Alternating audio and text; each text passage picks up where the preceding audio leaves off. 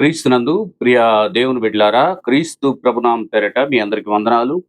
మరి ఒక వాక్య భాగం ద్వారా నేను మీ ముందుకు వచ్చి ఉన్నాను. దయచేసి యూట్యూబ్ ఛానల్ ద్వారా ఈ వీడియోను వీక్షిస్తున్నటువంటి మీరు దయచేసి లైక్ చేయండి, షేర్ చేయండి.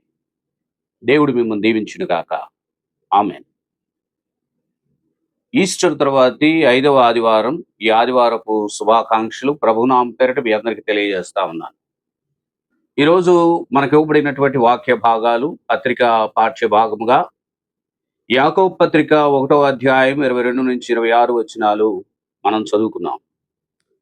సువార్త పాఠ్య భాగంగా యోహాను సువార్త 16వ అధ్యాయం 23వ వచనం నుంచి 30వ వచనం వరకు మనం చదువుకున్నాం.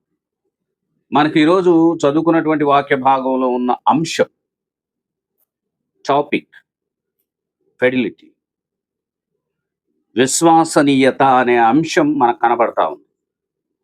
మూల వాక్యానికి మనం వెళితే యాకోబు పత్రిక 1వ అధ్యాయం 26వ వచనం, ఎవడైనను నోటికి కళ్ళెము పెట్టుకొనక తన హృదయమును మోసపరుచుకొనుచు భక్తి గలవాడనని అనుకుని ఎడల వాని భక్తి వ్యర్థమే. చాలా మంది ఈ లోకంలో మేము భక్తి పరులమని అనుకుంటూ ఉంటారు. ప్రియులారా, నువ్వు భక్తిపరుడవో కాదో తేల్చాల్సింది దేవుడు. దేవుని యందు నీకెంత ఆసక్తి ఉంది, నీకెంత భక్తి ఉంది అనేది ఆయన మాత్రమే నిర్ధారణ చేసి చెప్పగలుగుతాడు. నీకు నీవు భక్తిపరుని అనుకుంటే చాలదు. నీకంటూ ఒక సాక్ష్యం కావాలి. ఆ సాక్ష్యం కోసం ప్రయాసపడమని ఈరోజు వాక్యం మనకు సెలవిస్తూ ఉంది. భక్తి అనేది దేవుని పట్ల ఉండే ప్రేమ, విశ్వాసం మరియు నిబద్ధతను సూచించే ఒక పదం అది. ఇది దేవుని పట్ల సానుకూల భావన మరియు గౌరవాన్ని కలిగించేటటువంటి గొప్ప విధానం. కనుక మనం భక్తిగా ఉన్నామా లేదా అనేది ప్రతిరోజు మనం పరీక్షించుకోవాలి. పరీక్షించుకుంటేనే దేవునికి మనం ఇష్టలుగా ఎంచబడతామని దేవుని యొక్క వాక్య భాగం చాలా స్పష్టంగా మనతో మాట్లాడుతుంది. ఈరోజు నీవు కూడా అలా భక్తుడని తలస్తున్నావేమో, నేను అన్ని చేయాల్సినటువంటి కార్యాలు చేస్తున్నాను, నేను నిజంగా దేవుని యొక్క రాజ్యానికి అర్హుణ్ణనే అనుకుంటున్నావేమో, అయితే మనల్ని మనం పరీక్షించుకోవడానికి ఈరోజు వాక్యం ఇవ్వబడింది. అద్దంలో తన యొక్క సహజ ముఖం చూసుకొని సౌందర్యవతిని కావాలి అనుకుంది ఒక స్త్రీ. సౌందర్యానికి సంబంధించిన కొన్ని లేపనాలు తెప్పించుకుంది. పిల్లలు ఒకరు సలహా ఇచ్చారు, మేకపాలతో ఒళ్ళంతా మర్దన చేయిస్తే ఖచ్చితంగా నీకు సౌందర్యం పెరుగుతుంది అని. ఒకరి సలహా వలన ఆవిడ మేకపాలతో రోజు మర్దన చేయించుకొని నిత్యము యవనస్తురాలుగా ఉండాలని చూసింది ఒక రాణి. అలా అలంకరించుకుంది తనను తాను. చివరికి ఆమె గతి ఏమైంది అనేది మనం ఇప్పుడు చూడబోతున్నాం. చూడండి, మీరు కూడా ప్రతిరోజు అద్దం దగ్గరికి వెళ్ళి మీ ముఖాన్ని చూసుకుంటారు. అద్దంలోనే మీ ముఖం కనపడుతుంది. మీ ముఖం మరో చూసుకోవాలంటే కుదరదు. ఇక అద్దంలో చూసుకున్నప్పుడు నీ అందం కనపడుతుంది. శుభ్రంగా ఉన్నావా లేదా కనపడుతుంది. అశుభ్రంగా ఉంటే శుభ్రపరచుకుంటావు. కానీ బైబిల్లో చెప్పబడింది, అద్దంలో నీ సహజ ముఖాన్ని చూసుకున్న తర్వాత వెళ్ళి నీ ముఖం మర్చిపోతావు, నీ ముఖానికి ఉన్న పరిస్థితిని మర్చిపోతావని బైబిల్ చెప్తుంది. అయితే ఈరోజు వాక్యం వినబోతున్న మనం మన యొక్క పాపాలన్నీ చూసుకోవడానికి ఒక అర్థం మనకి ఇవ్వబడింది, అదే బైబిల్. బైబిల్ని మనం చూసినప్పుడు మనం ఎట్టి పాపములు చేస్తున్నామో ఆ బైబిల్ మనకు చెప్తుంది. నీ పాపపు స్థితిని చెప్తుంది. నీ యొక్క పరిస్థితులన్నిటిని గురించి కూడా నీ మనస్సుకు తెలియజేస్తుంది బైబిల్. బైబిల్ ఒక గొప్ప అర్థం.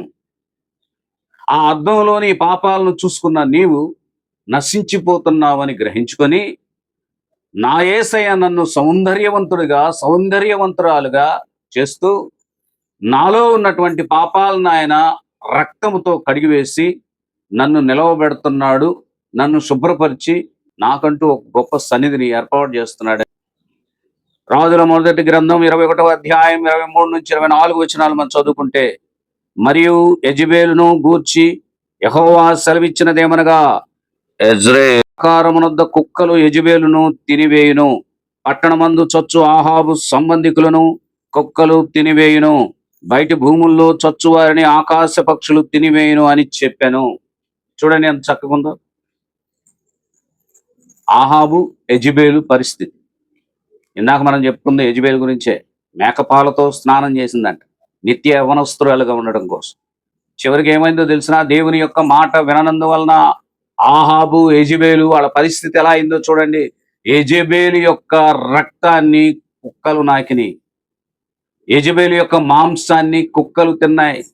ఆహాబు యొక్క బంధువులను, రక్త సంబంధికులను ఏం చేసినట్టు ఆకాశ పక్షులు తినేసినాయి, కుక్కలు తినేసినాయి. వాళ్లే కాదు, వాళ్ళ వంశంలో ఉన్న వాళ్ళు కూడా ఏ రీతిగా నశించిపోయారో జ్ఞాపకం చేసుకోండి పిల్లలు.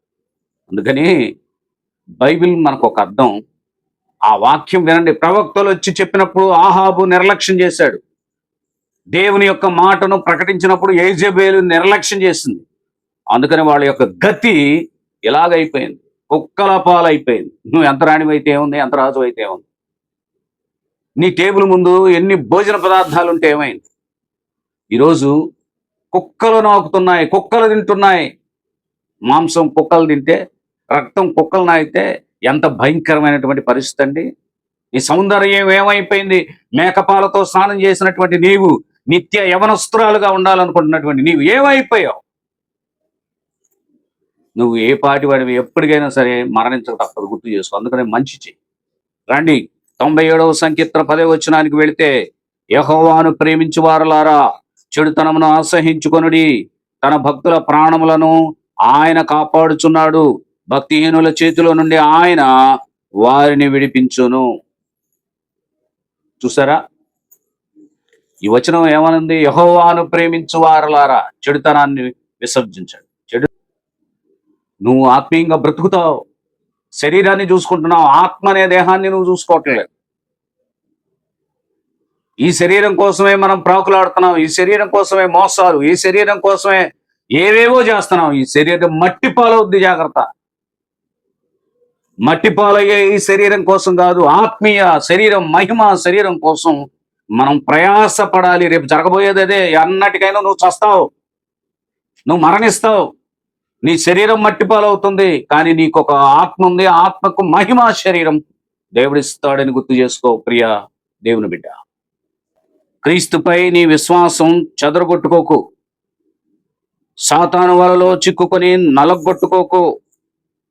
క్రీస్తు సైన్యంలో యోధునిలా, సాతానుకు వణుకు పుట్టించే ఆయుధంలా నిన్ను నీవు మలుచుకోమని దేవుని యొక్క వాక్యం చెప్తుంది.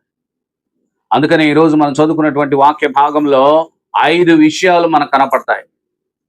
ఆ 5 విషయాల గురించి మనం చూద్దాం. మొదటిది లవ్, ప్రేమ. వాక్య భాగంలోనికి వెళదాం. యోహాను సువార్త 16వ అధ్యాయం 27వ వచనం, మీరు నన్ను ప్రేమించి నేను దేవుని యొద్ద నుండి బయలుదేరి వచ్చితనని నమ్మితిరి గనుక తండ్రి తానే మిమ్మల్ని ప్రేమించుచున్నాడు.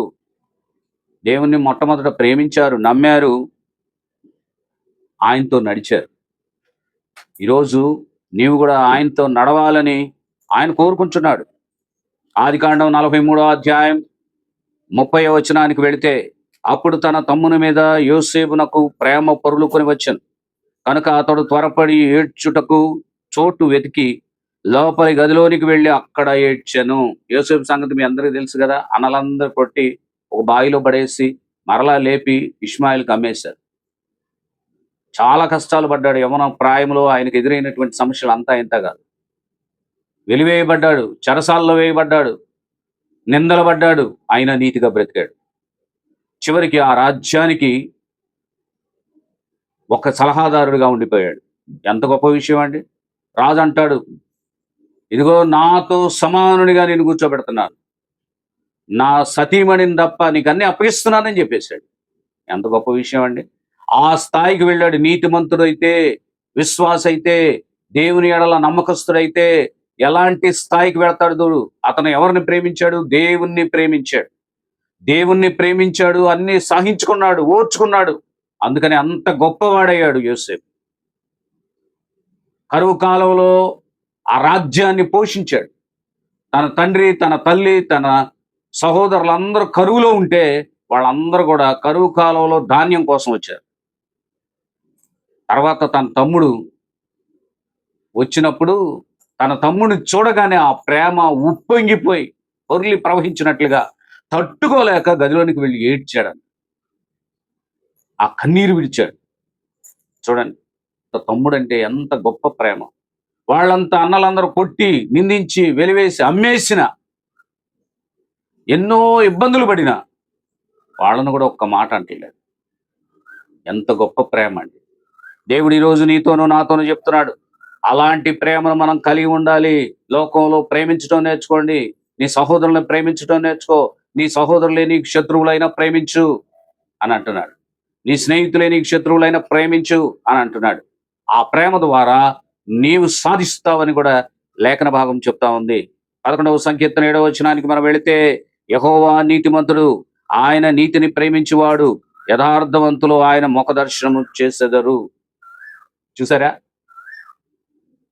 దేవుడు నీతిమంతుడు గనక ఆయన ప్రేమించినటువంటి వారు ఆయన ముఖ దర్శనం చేస్తారండి. అందుకని దేవుని ప్రేమించు, నీవు కూడా ఆయన ముఖాన్ని చూస్తావు. సామెతల గ్రంథం 17వ అధ్యాయం 17వ వచనంలో, నిజమైన స్నేహితుడు విడువక ప్రేమించును, దుర్దశలో అట్టివాడు సహోదరుడిగా నుండును. నిజమైన స్నేహితుడు ఎవరు? దుర్దశలో తోడుగా ఉండేవాడు. యేసుక్రీస్తు ప్రభు కూడా నీకు తోడుగా ఉన్నాడు. నిజంగా ఆయనే నీ స్నేహితుడు. ఎఫెసీలకు రాసిన పత్రిక 2వ అధ్యాయం 4వ వచనంలో, ఆయనను దేవుడు కరుణా సంపన్నుడై ఉండి మనము మన అపరాధముల చేత చచ్చిన వారమై ఉండినప్పుడు సైతము మన ఎడల చూపిన తన మహాప్రేమ చేత మనలను క్రీస్తుతో కూడా బ్రతికించెను. ఎస్, దేవుడు మనల్ని ప్రేమించాడు కాబట్టి నీ అపరాధములన్నిటినీ కూడా క్షమించి, నీ పాపములను క్షమించి ఆయన నిన్ను బ్రతికిస్తున్నాడు. ఆయనతో కూడా నిన్ను బ్రతికిస్తున్నాడు. ఆయన పునరుద్ధానములో ఎలాగూ బ్రతికాడో అలాగూ నిన్ను బ్రతికిస్తానంటున్నాడు. కనుక దేవుని ప్రేమించడం నేర్చుకో. పేతురు రాసిన మొదటి పత్రిక 4వ అధ్యాయం 8వ వచనంలో, ప్రేమ అనేక పాపములను కప్పును గనుక అన్నిటికంటే ముఖ్యముగా ఒకని ఎడల ఒకడు మెక్కటమైన ప్రేమ గలవారై ఉండుడి. ప్రేమ అన్నిటినీ కప్పేస్తుందంట. అది దేవుని ప్రేమ. నువ్వు ఈరోజు, దేవా నేను పాపినయ్యా, ఇప్పటిదాకా నిన్ను ప్రేమించలేకపోయాను, ఈరోజు నిన్ను ప్రేమిస్తానయ్యా అంటే నిన్ను హత్తుకునే దేవుడు, నీ పాపాలను కప్పివేసే దేవుడు ఆయన. ఇంతకంటే గొప్ప వాక్యాలు ఏమైనా ఉన్నాయా? ఈరోజు మనం చదువుకుంటున్నటువంటి వాక్యాలు ఎంత గొప్ప వాక్యాలు, అర్థం చేసుకోండి. అంత గొప్పగా నిన్ను ప్రేమిస్తున్నాడు. ఏముంది నీలో? అర్హత లేని నీకు అర్హతనిస్తున్నాడంటే ఈరోజు ఆయన యొద్దకు వచ్చి ఆయన నామంలో ఎదగటానికి ఎందుకు వెనకంజ వేస్తున్నావు? ఆయనతో నడవటానికి ప్రయత్నం చేయి. కనుక నీలో ప్రేమ ఉండాలి, దేవుని ప్రేమించాలి, నిన్ను వలేని పొరుగు వారిని ప్రేమించాలి. రెండవదిగా ఫెయిత్, విశ్వాసం. యోహాను సువార్త 16వ అధ్యాయం 28, 30 వచనాలు చదువుదాం. నేను తండ్రి యొద్ద నుండి బయలుదేరి లోకమునకు వచ్చి ఉన్నాను, మరియు లోకమును విడిచి తండ్రి యొద్దకు వెళుచున్నానని వారితో చెప్పాను. సమస్తము ఎరిగిన వాడవనియు ఎవడను నీకు ప్రశ్న వేయనగత్యము లేదనియు ఇప్పుడు ఎరుగుదుము. దేవుని యొద్ద నుండి నువ్వు బయలుదేరి వచ్చితువని దీనివలన నమ్ముచున్నామని చెప్పగా. చూసారా, ఇక్కడ యేసుక్రీస్తు ప్రభు, నేను తండ్రి దగ్గర నుంచి వచ్చాను, మరలా నేను తండ్రి దగ్గరికి వెళుతున్నాను. ఈ మాటలు శిష్యులు నమ్మారు. అందుకనే ఫెయిత్, విశ్వాసం, నమ్మకం ఎక్కడుంటుందో అక్కడ యేసై ఉంటాడు. యోనా గ్రంథం 3వ అధ్యాయం 5వ వచనానికి వెళదాం రండి.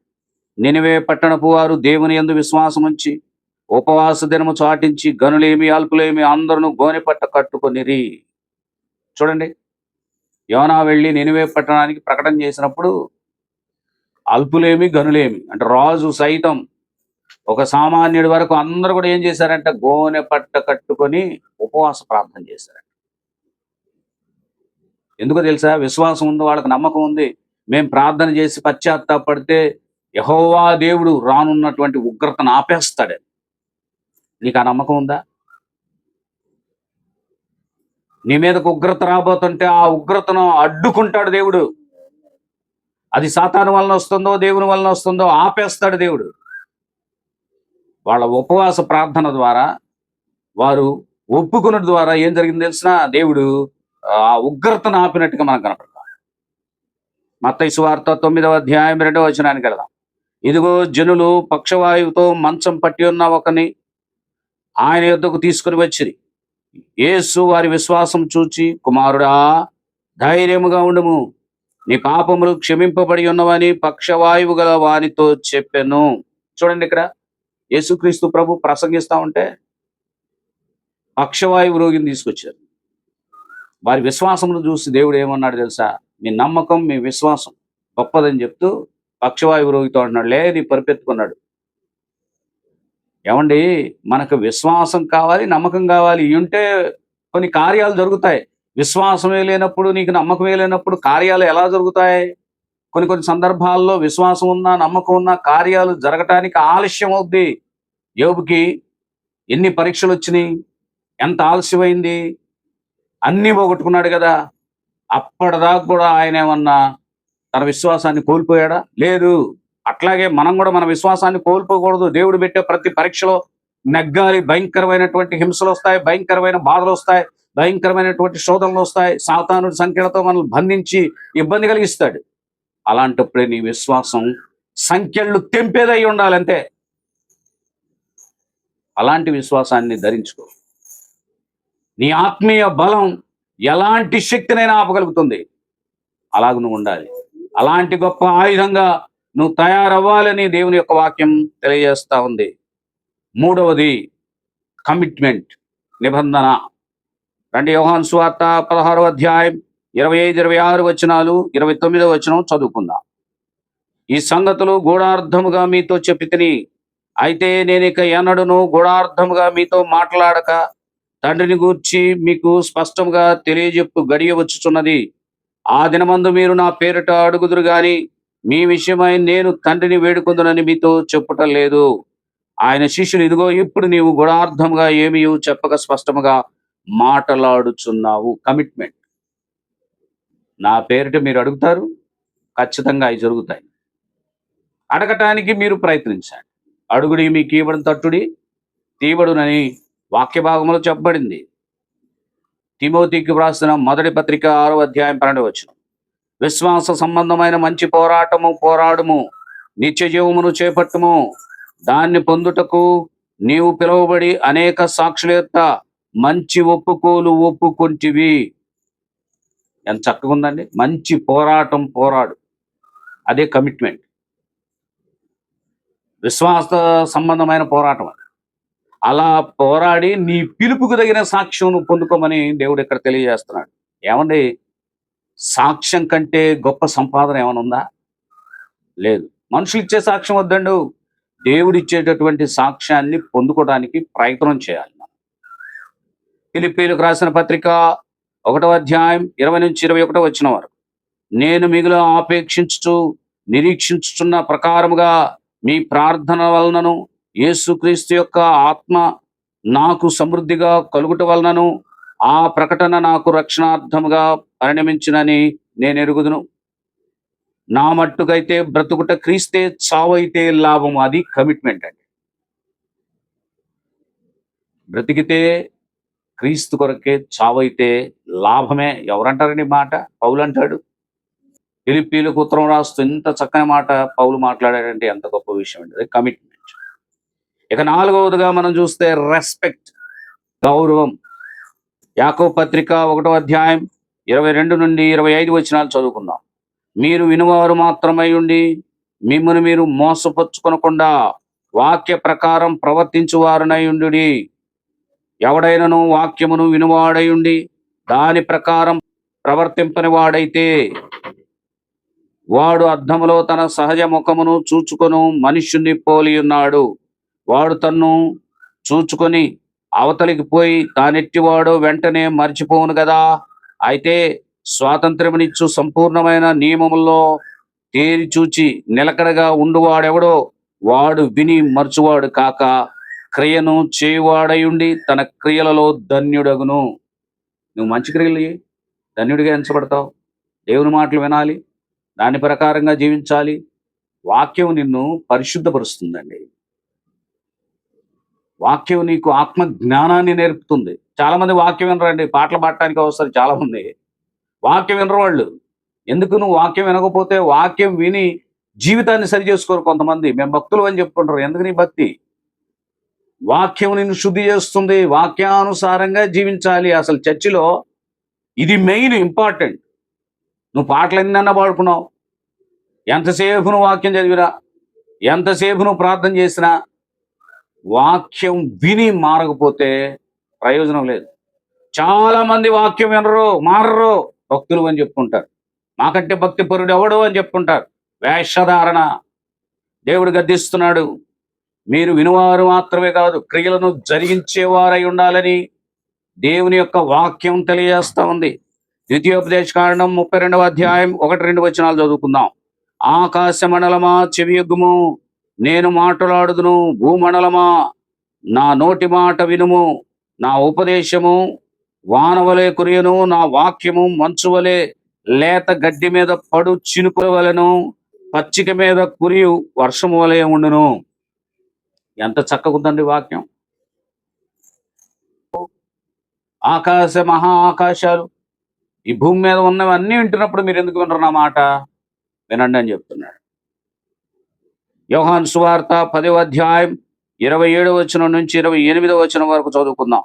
నా గొర్రెలు నా స్వరము వినును, నేను వాటిని ఎరుగుదును, అవి నన్ను వెంబడించును, నేను వాటికి నిత్య జీవం ఇచ్చుచున్నాను గనుక అవి ఎన్నటికి నశింపవు, ఎవడును వాటిని నా చేతిలో నుండి అపహరింపడు.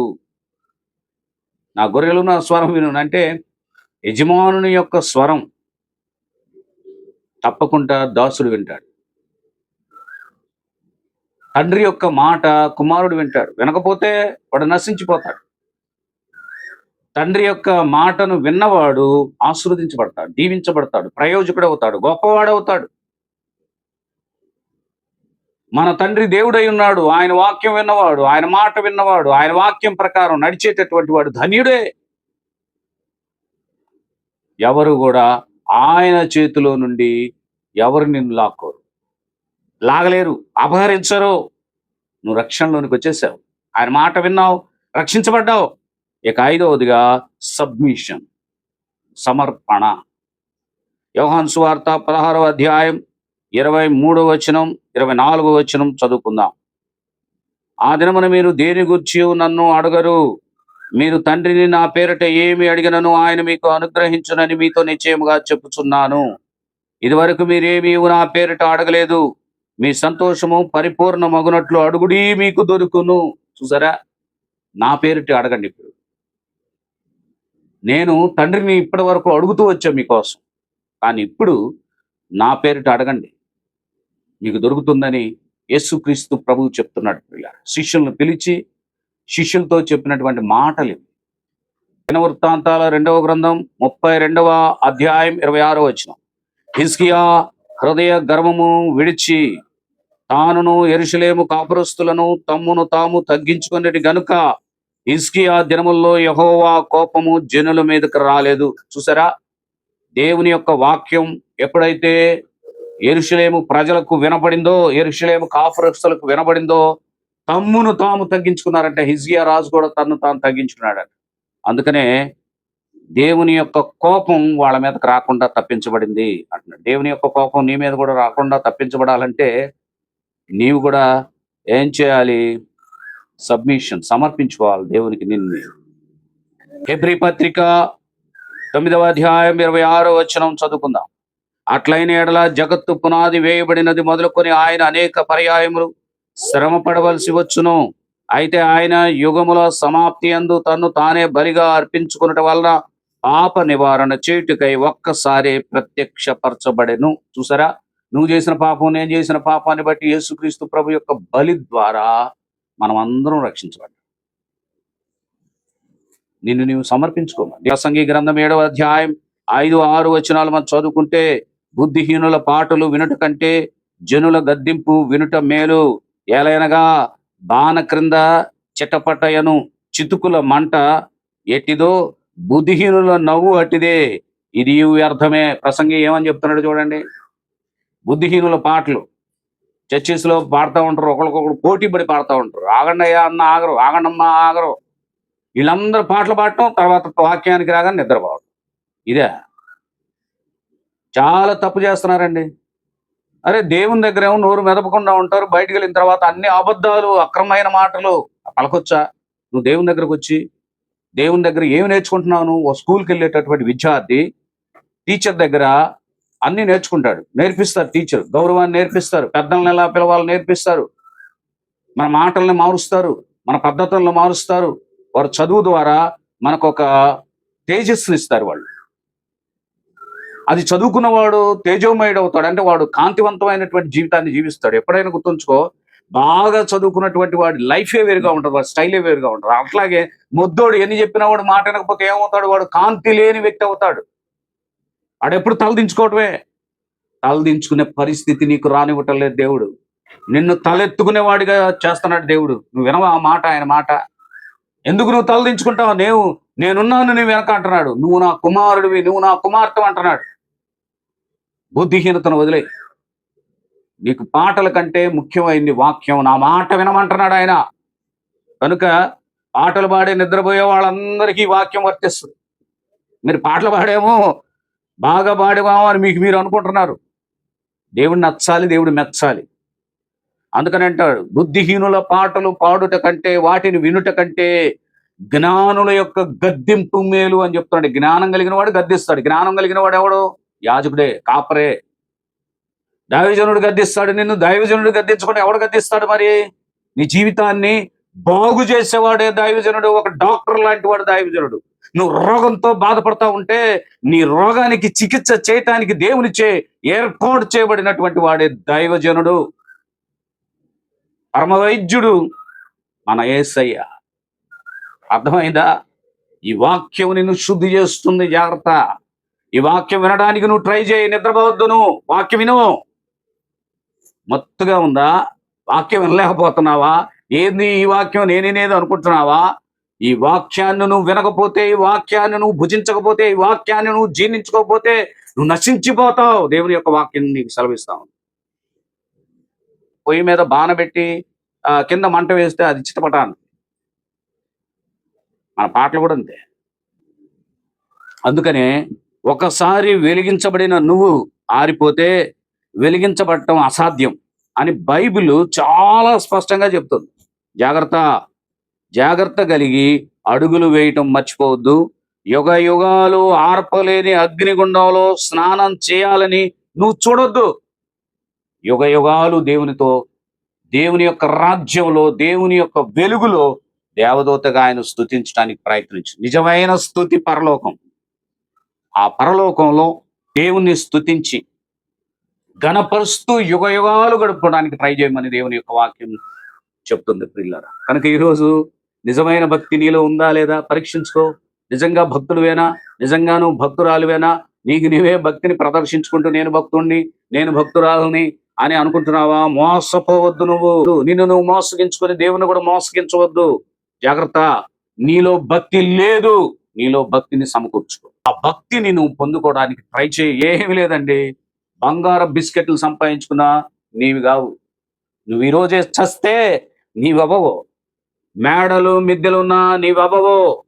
కోట్ల రూపాయలతో ఇల్లు కట్టుకుని పాన్పు మీద పండుకున్న దేవుని యొక్క రాకడొస్తే నీది కాదు. భూమి బద్దలైతే నీది కాదు. మరణము నిన్ను పొంచి ఉంటే, నిన్ను కొంగదీస్తే అయిపోయింది నీ చరిత్ర. వీలైతే మనస్సుంటే మేలు చేయి. నిజమైన భక్తితో ముందుకు నడువు.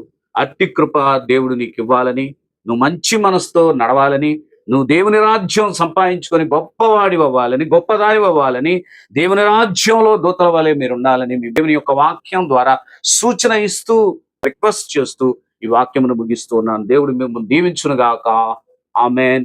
ప్రార్థన చేసుకుందాం. పరిశుద్ధమైన దేవానికి వందనాలు, స్తుతులు, స్తోత్రాలు. వాక్యం విన్నటువంటి బిడ్డలందరినీ మీరు ఆస్వాదించండి. ఎవరు అనారోగ్యంతో ఉన్నారో వారిని ముట్టండి. ఎవరు సమస్యల్లో ఉన్నారో వారి సమస్యలు తీసివేయండి. ఎవరు దుఃఖపడుతున్నారో దుఃఖాన్ని తొలగించండి. ఎవరు కన్నీరు విడుస్తున్నారో వారు కన్నీరు తొడచండి. ఎవరెవరు ఏ ఏ పనులు చేస్తూ తండ్రి అయ్యా మేము నష్టపోతున్నాం అనుకున్నటువంటి వారిని నష్టం నుండి మీరు విడిపించి వారికి నెమ్మదిని కలిగించి నడిపించమని, దేవా ఈ వారం అంతా మరలా వాక్యం వినేంత వరకు కూడా నీ బిడ్డలకు నీ కాపుదల నుంచి రాకపోకల్లో సమస్త విషయాల్లో తోడై ఉండి క్షేమమునిమ్మని, ఏ పాపమును చేయక బుద్ధిమంతులుగా జీవించినట్లు కృపనిమ్మని యేసు నామమున అడుగుచున్నాము తండ్రి. ఆమేన్.